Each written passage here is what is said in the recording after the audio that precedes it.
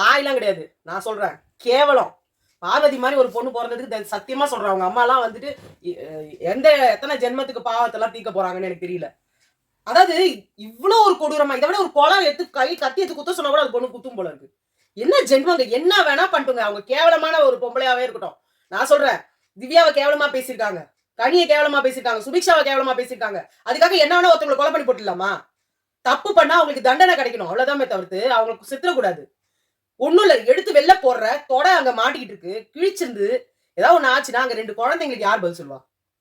நீ நான் கேக்குறேன், உங்களுக்கு அந்த அந்த இடத்துல உங்களை போட்டு அமுக்குறாங்கன்றீங்களே, நீங்களா போய் சோஃபாக்குள்ள போய் பூஜை மத்த இப்ப திவ்யா இருந்தாங்க. திவ்யா என்ன சொன்னாங்க? எனக்கு வலிக்கும், என்ன யாரும் அமுக்காதீங்கன்னு சொன்னாங்க. நீங்க டீசெண்டா நடந்துட்டீங்களா? நீ ஏன் முதல்ல போய் சபரிக்கு ஏன் பண்ணீங்க?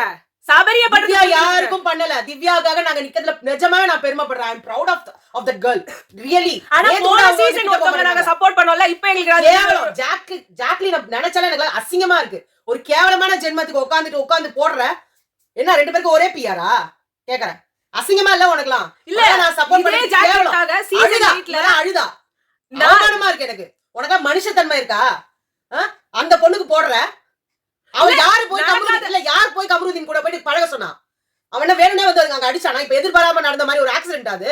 அப்படி கிடையாது. வேணும்னே அவ போய் உழறா, அவ போய் உழுவா, அவ திருப்பி வெளிய வருவா. முதல்ல எடுத்தோனே கேவலமா ஒரு பையனை கேரக்டர் அசாசினேட் பண்ணும்போது நீங்க வந்து கேட்கல.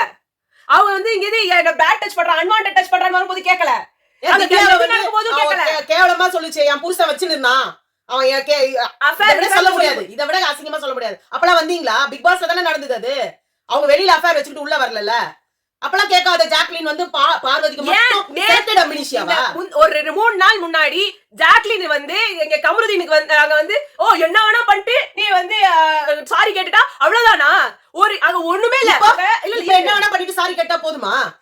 எல்லாமே சால்வ் ஆயிடுமா?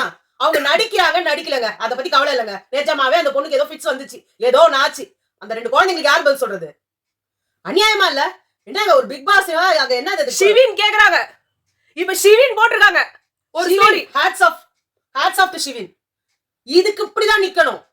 சும்மா உங்களுக்கு தேவைப்பட்டவன் வந்து பிஆரும் அவங்களுக்கு பொதுவா இருக்காங்க. உனக்கு வந்து பேசின ஒரு ஆள் வந்து இவளுக்கு பேசுறா, அவ வந்து சொன்னா அதனால நான் போடுவேன். அப்புறம் உங்களுக்கு எல்லாம் நாங்க ஏன் சப்போர்ட் பண்ணணும்? எங்களுக்கு கேவலமா இருக்கு, நிஜமாவே கேவலமா இருக்கு. இல்ல அங்க இவ்ளோ ஒரு பெரிய விஷயம் நடக்குது, உங்க சைடுல இருந்து ஒண்ணுமே இருக்காது.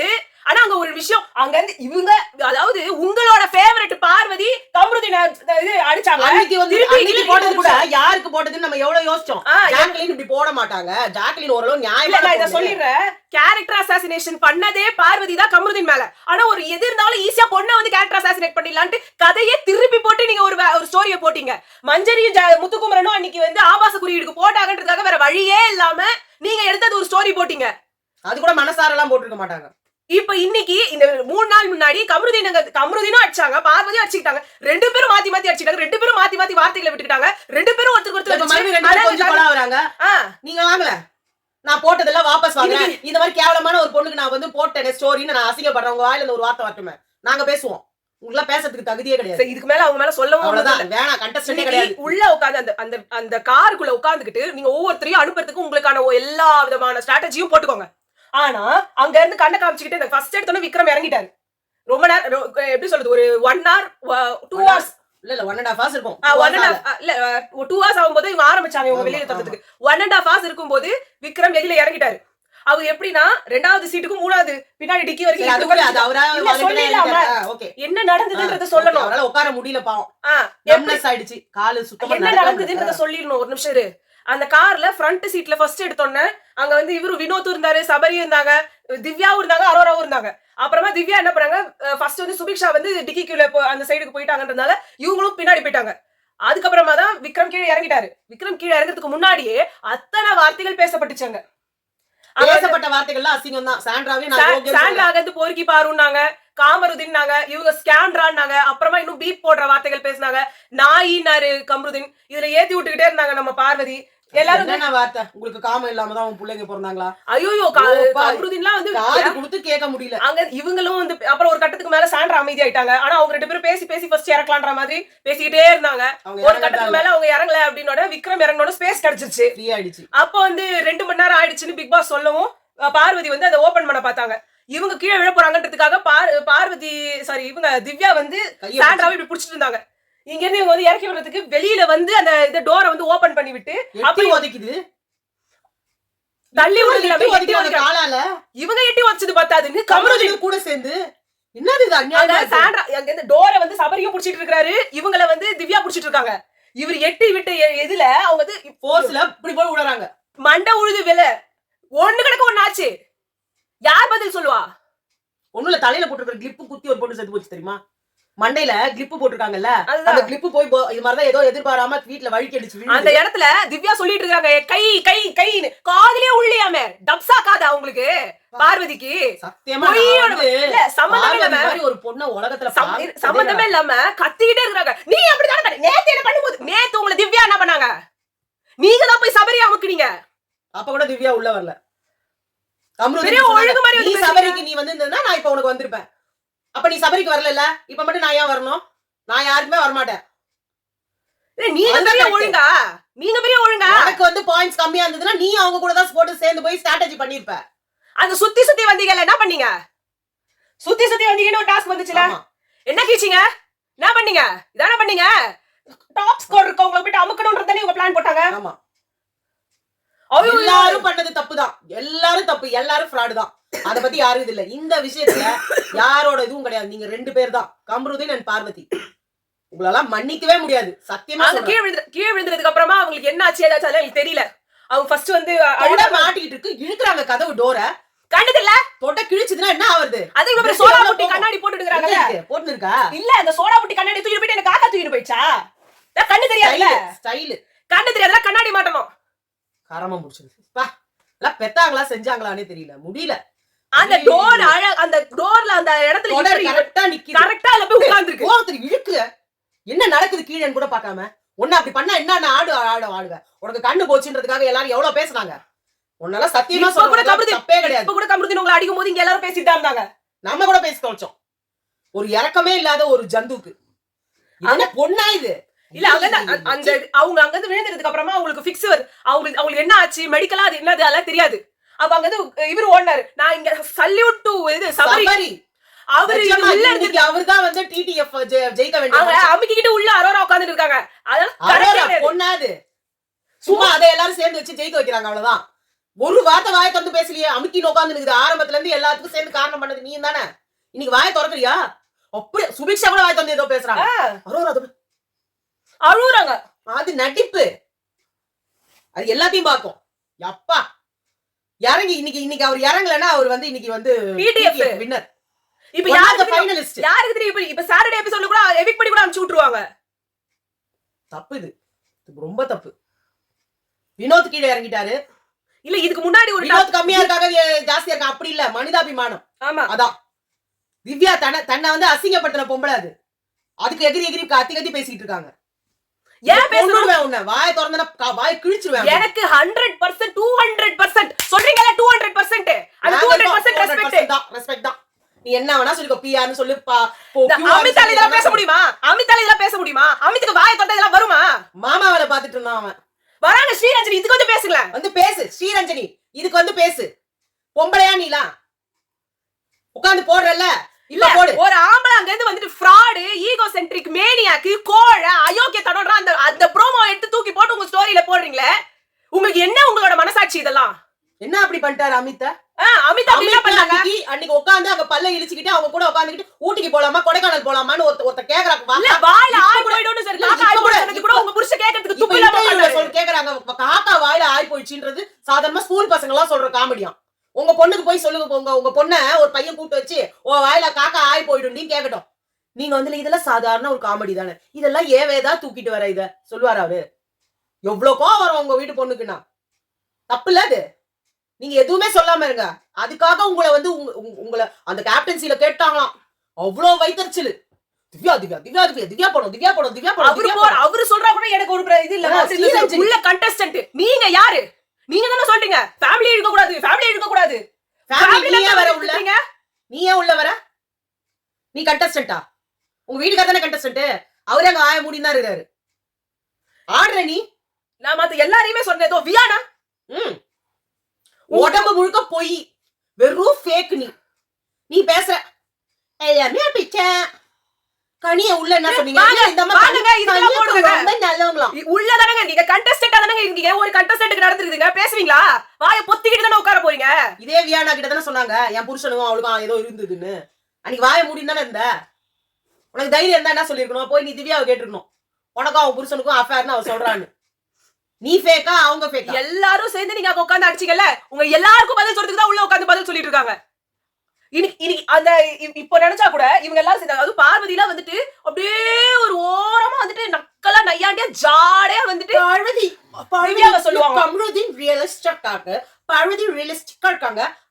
கனா வினோத் என்ன ரியலிஸ்டிக்? கானா வினோத் என்ன பேசல நீ உள்ள என்னென்ன பேசிருப்ப. வெளியில வந்துட்டு அவருக்கு வந்துட்டு சப்போர்ட் இருக்கு. அவர் டைட்டில் வின்னர் ஆக போறாருன்னு பிளேட்ட மாத்தறோம். அப்படியே தோசை திருப்பி போடுவாங்க. நீ அல்வா கொடுத்து எத்தனை பேரை ஏமாத்திருப்ப நீ? வியானா உள்ள இருக்கும்போது என்ன பண்ணாங்க? இதேதான் பண்ணாங்க. எங்கெல்லாம் வந்து கைத்தட்டல் போச்சோ அந்த இடத்துக்குலாம் தாவுனீங்க. அதேதான் நீங்க வெளியில வந்துட்டு பண்ணிட்டு இருக்கீங்க. வினோத் இல்ல திவாகருக்கு வினோத கேவலமா பேசி திவாகர மேல ஏத்தன ஆள் தானே இது. அவள் எவ்வளவு ரொம்ப பெரிய ஆளு தெரியுமா? அவள் எவ்வளவு மனசு கஷ்டப்படுவா தெரியுமா? நான் இங்க கேக்குறேன், இந்த இடத்துல திவ்யா கேட்ட வார்த்தைகள் இங்க இந்த எலிமினேட் ஆன யாராலையுமே கேட்க முடியாது. வேணா எஃப்ஜே கேட்டிருப்பாரு. அவ்வளவுதான். எஃப்ஜே இருந்திருக்கணும். இன்னைக்கு நான் உண்மையிலேயே கவலைப்பட்டேன் எஃப்ஜே மாதிரி ஒரு ஆள் உள்ள இல்லன்ட்டு. அதுதான் திவ்யா அந்த குறைய தீர்த்து வச்சுட்டாங்க. அது விக்ரம் என்னென்னமோ வார்த்தையெல்லாம் விடுறாரு. பீப்பே போடாம போடுறாங்க. பயங்கரமான இதுக்கு வெளியில வாடா ஒண்டிக்கு வாடான்றாங்க. இப்போ இது என்னது இது? நான் விக்ரமுக்கு கூட நான் வரமாட்டேங்க. விக்ரம் இன்னைக்கு இந்த வார்த்தையெல்லாம் பேசுறாரு. நானும் விக்ரம்க்குலாம் வரமாட்டேன். சபரி தான் நான் வருவேன். ஆமா சபரி கானா வினோத் தான் சொன்னா. இனிமே நான் அவன் ஃப்ரெண்டு. கேவலமானவன். எவ்வளவு வாட்டி சொல்லியிருப்பேன். வார்த்தை விடாதா நீ எட்டி ஓடா. விக்ரம் இன்னைக்கு இந்த வார்த்தையெல்லாம் பேசினாரு. இதெல்லாம் பண்றாரு. அட இவரும் ஒரு கேவலமான ஸ்ட்ராட்டஜியை போட்டுதான் எல்லாரையுமே வந்து வெளில துரத்துனாரு. சுபிக்ஷாவுக்கும் அதேதான். இவங்களுக்கு எல்லாம் மரியாதை கிடையாது. அதான் சொல்லிட்டேன். எனக்கு விக்ரம், சுபிக்ஷா, அரோரா 3 பேர் மேலயும் எனக்கு மரியாதை கிடையாது. 5 வாரத்துல வெளியே போக வேண்டிய ஆள 5வது ஃபைனலிஸ்ட் ஆக்கி வச்சிருக்கீங்க. எங்க போய் சொல்றதுன்னே தெரியல. நான் இவங்க 3 பேரை இன்னைக்கு அவங்க எவ்வளவு வந்து ஸ்டாண்ட் எடுத்தாலும் எனக்கு அவங்க மேல மரியாதை வராது. ஆனா சபரி அண்ட் கானா வினோத் அவங்க ஏன் சாக்ரிஃபைஸ் பண்ணணும்? ஆமா சபரி அது மட்டும் இல்ல. இதே சாண்ட்ரா இன்னைக்கு கூட நேத்திக்கு கூட உட்கார்ந்துட்டு பேசுறாங்க. கேவலமான வைவ திவ்யா கேவலமான எனக்கு சாண்ட்ராக்கு பேசல எந்த மரியாதையும் கிடையாது. அவங்க அவ்வளவு அவங்களுக்கு அநியாயமா நடந்திருக்கு. அவ்வளவுதான். அதுவும் கேவலமானதுதான். அவங்க கேட்க வேண்டிய கேள்வி ஒவ்வொரு கேள்வி கமருதீன் கேட்ட கேள்வி நியாயமான கேள்வி. ஃப்ராடு அப்படின்னு கேட்டாங்க. உண்மையிலேயே ஃப்ராடு தான் அவங்க. யார் என்னென்ன வார்த்தை பேசிருக்க ஒரு விஷயத்தையும் அட்ரஸ் பண்ணவே இல்லை. அவ்வளவு பொங்கிதான் உனக்கு இன்னைக்கு நடந்திருக்கு. ஆனா கை வைக்கிற அளவுக்கு போல நாங்க கூட நினைச்சோம் ஏதோ அவங்களுக்கு உண்மையிலேயே உடம்பு முடியல போல இருக்கு. அப்படிதான் நாங்க நினைச்சோம். வெட்டி உதச்சி தள்ளுறா பார்வதி. இதெல்லாம் என்ன பொம்பளையா இது? அதுதான் கேட்டாங்க திவ்யா. நீ எல்லாம் குட்டி சாத்தாண்டி குட்டி சாத்தான். சத்தியமா சொல்றேன் நீ குட்டி சாத்தான் தான். எங்கேயிருந்து உனக்கு அவ்வளவு கோவம் வரும்? சாதாரண கேம் தானே. இதனால என்ன ஆயிட போகுது? உன்னை யாருன்னா தூக்கு தண்டனையா குடுத்துட போறாங்க. நீ இதுல ஜெயிக்கலனா என்னத்துக்கு உனக்கு அவ்வளவு கோவம்? 2 நாளா அப்படி சாண்ட்ரா கூட எத்தனை வாரம் உங்களுக்கு உனக்கு வந்து கிளி அது. ஆனா சூப்பர். திவ்யா வந்து கூட இருக்கும்போது நல்லா த்ரூ அண்ட் பஸ் தானே அழகா அவங்களுக்கு கீழே தள்ளி போட்டு போட சாண்ட்ராவுக்கு பாரு மாதிரி ஆள் தான் தேவை. ஆனா பார்வதி இவ்வளவு கேவலமா வந்து திருப்பி ரிவீட் 2 மடங்கா வந்து சேரோடுறது இவங்க படைக்கல. ஆமா கர்மா இஸ் a boomerang. பண்ற ஒவ்வொன்றுக்கும் நிச்சயமா இருக்கு. ஆனா this is too much. நம்மளுக்கே ஒரு மாதிரி இருக்கு பாக்குறதுக்கு. எல்லாமே தோணுது மனசுக்கு தெரியுது. பட் ஹார்ட் வந்து நான் தாங்கிக்க முடியல. ஒரு மாதிரி சிவரிங் ஆயிடுச்சு. ஏதோ ஒண்ணு ஆச்சு. இல்ல 3 பேர் வந்து தூக்கிட்டு போனாங்க. இவங்க 3 பேர் இல்ல. வெளியில இருந்து 3 பேர் வந்து தூக்கிட்டு போனாங்க. படபடன்னு இருந்தது. அவங்க ஹாஸ்பிடல் ரியலைஸ் பண்ணி ஒரு மெடிக்கல் டீம் இருக்காங்க. உனக்கு வந்து கண்ணுல அடிபட்டுச்சு. ஐயோ அம்மா எனக்கு குதிக்கல. உனக்கு தான் மெடிக்கல் டீம் இருந்துச்சு. உங்களுக்கு இல்ல இவ்வளவு வாரம் கழிச்சு அவங்க அம்மா வந்துட்டு கண்ணு எப்படி இருக்கு அப்படினாங்கல்ல. அவங்களும் ஒரு பொண்ணோட அவங்களுக்கு ஒரு குழந்தை அவங்க அம்மா பதபதிக்குள்ள திவ்யா தான் சமய கேட்டாங்க. உங்க அம்மா வந்து உன்னை கேட்காத 24 மணி நேரத்துல வந்து கேட்டாங்க நீ எப்படி திருந்து போறடி நீன்னு. ஐயோ மனசுல இருக்கிற எங்க மனசுல இருக்கிற அத்தனையும் கேட்டாங்கப்பா. திவ்யா நிஜமா மனசு குளிர்ந்துச்சு. பார்வதி சொன்னாங்க இன்னும் கொஞ்ச நேரம் தான் எல்லாம் வார்த்தை வந்துரும் போல இருக்கு. திவ்யா வாயில வராது. அசிங்கமான ஒரு வார்த்தை கூட வராது. அதுதான் உங்க வாயில தான் வரும். இப்படி காட்டி வெளியில தள்ளிடலாமா? தள்ளுறி முடிஞ்சா தள்ளுறி. என்னலடி இவங்க 2 பேரும் கூட தள்ள முடியுமா? முடியாது. நான் பாப்பண்டி அவங்க யாருக்காவது ஒண்ணு ஆச்சுன்னா அப்புறம் என்ன பண்றேன்? நான் இறங்கி கீழே புடிச்சு உன்னை விழுத்து தள்ளுவேன். இல்ல கமருதீன் பேசின அளவுக்கு வார்த்தை நீங்களும் விட்டுருக்கீங்க பார்வதி. நீங்க ஒன்னும் அப்படியே பதுமை கிடையாது. இந்திய தொலைக்காட்சியில் வரலாற்றிலேயே உனக்கு பீ போட்டாலும் ஒரு பொண்ணுக்கு வேற யாருக்குமே போட்டிருக்க மாட்டாங்க. அதுல நீங்க சாதனை படைச்சிட்டீங்க. கமருதீனையே மிஞ்சிட்டீங்க. நீங்க கம்ருதீன் என்ன பிபி வரலாற்றிலேயே யாருமே எனக்கு தெரிஞ்சிருக்காது. யாருன்னா வந்து இவ்வளவு பீட் போட்டிருப்பாங்க. ஒரு கலையரசனுக்கு போட்டதுக்கு அந்த கேள்வி கேட்டாரு. இவங்களாம் வந்து அதான் அசிங்கமான வார்த்தையே பேசலையா? இவங்களுக்குலாம் ஸ்பெஷல். கலையரசன் பேசினாதான் தப்பான வார்த்தையோ? இன்னைக்கே பீப்பே போட முடியல இவங்களால. எல்லாருமே இறங்கிட்டாங்க. எல்லாரும் எதுக்கு பீப் போடுறது? இப்படின்னு தான் போடணும். என்ன பேசுனா நந்துச்சு கொயின்னு காதுல தான் விழும். ஏன்னா யாருக்குமே வந்து இல்லை எங்க அம்மா பத்தி எப்படி நீ பேசுவேன்றாருல கம்ருதீன்.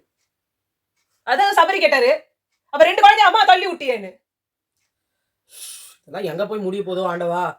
நான் எனக்கு லைஃப்லயே நான் இப்படி எல்லாம் எதிர்பார்க்கவே இல்லை. இதெல்லாம் ஹிந்தியில பார்த்துட்டு இவ சொல்லுவா ஹிந்தியில அடிச்சுப்பாங்கம்மா ஒருத்தர் அதை எனக்கு பார்க்கறதுக்கு பயமா இருந்து நான்லாம் இவன் பாருன்னா நான் பார்க்கவே மாட்டேன். அந்த மாதிரி இருக்கும் நமக்கு படப்படப்பட தெலுங்குல சொல்லுவாங்க. நாங்களாம் பார்த்துட்டு தமிழ்ல ஃபர்ஸ்ட் டைம். மலையாளத்துல இப்படிதாங்க எட்டி உதச்சு சாதாரணம். அந்த நெவின் ஒருத்தருக்கான அவங்க வேலையா தான் எல்லாரையும் அடிக்கிறது பூச்சி தள்ளுறது. பொம்பளைங்க ஆம்பளைங்க அதெல்லாம் கிடையாது. எல்லாரும் பூச்சி தள்ள வேண்டியதுதான் அவன். இப்ப நடந்தது ரொம்ப கேவலமா இருந்தது. நான் ஏன் நாங்க லேட்டா போறதுக்கு காரணமோ நாங்க உட்காந்து மொத்த லைவ் பார்த்துட்டு தான் வரோம். என்ன பேசிருக்காங்க நாங்க அத்தனை உட்காந்து பார்த்தோம். திருப்பி பார்த்தோம். என்ன வார்த்தை விட்டாங்க, யார் என்ன பண்ணாங்க, யார் தள்ளி விட்டா. ஏன்னா தெரியாம நம்ம பாட்டுக்கு பேசிட கூடாதுல்ல. 1 ஹவர்ல ஒரு மண்ணாங்கட்டியும் காட்டாம கட் பண்ணிட்டான் பாத்தியா? என்னது இது? பாக்குறவங்க அதை தானே பாப்பாங்க. அங்க அடுத்து வேற யாருன்னா வந்துட்டு அவங்க திரும்ப வந்துட்டாங்கன்றாங்க. நாங்க பார்த்த வரைக்கும் அவங்க உள்ள வரல. அவங்க வந்து இப்ப கொஞ்சம் ஸ்டேபிளா இருக்காங்கன்னு தான் சொல்லி இருக்காங்க. எங்களுக்குமே இன்னும் அடுத்தடுத்து தெரியல. அடுத்தடுத்து என்ன நடக்குது எதுன்னு தெரியல. இப்ப வரைக்கும் வெளியில வந்தது வந்து வினோத் வந்துட்டாரு, சபரி வந்துட்டாங்க. ஆல்ரெடி வந்துட்டு விக்ரம் வந்துட்டாரு. ஆமா. இப்ப இன்னும் இந்த உள்ள எல்லாரும் உள்ள உட்கார்ந்து தான் இருக்காங்க. அதான் 14 ஹவர்ஸ் நாங்க அது என்னமோ நிஜமா தான் பண்ற மாதிரி தோணுது. இல்லையே யாரும் உள்ள. அடுத்து கம்ருதீன் தான் இதுக்கு அடுத்து இறங்குறது. அப்படியே திவ்யாவை காணுமே. திவ்யா படுத்துட்டு இருக்காங்க. எல்லாரும் இருப்பாங்கடா. அடுத்து கம்ருதீன் அடுத்து தான் திவ்யா. கம்ருதீன் அப்புறம் திவ்யா அப்புறம் பார்வதி. அதுக்கப்புறம் தான் பார்வதி. சரி ஓகே. இது அப்புறமா நாங்க திருப்பி நாளைக்கு மொத்தமா மத்தெல்லாம் நடக்குது வந்து பார்த்து நாளைக்கு திருப்பி நாங்க வீடியோ போடுறோம். Okay bye.